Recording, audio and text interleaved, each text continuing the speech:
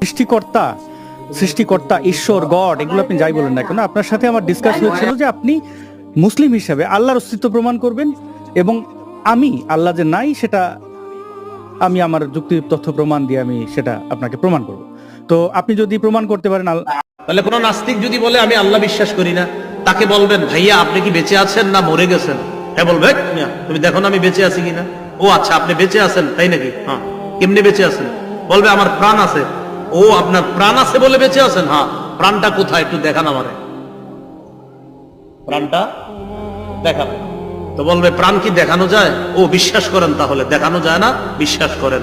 তার মানে প্রাণ দেখাইতে পারলেন না, এটা দেখানো যায় না তাও বিশ্বাস করেন। আমরাও আল্লাহকে দেখাইতে পারতেছি না দুনিয়াতে, আমরাও আল্লাহরে বিশ্বাস করি। হে আল্লাহরে দেখানোর লাগে বিশ্বাস করে না, তো প্রাণটা দেখাইতে কোনে রে? তাহলে আপনারা জবাব দেন রূহ কি? আবার রূহ কি? না আল্লাহ যেমনি বলছে এমনি বলেন। বলবেন আমার রবের হুকুম, বলেন তো রূহ কি?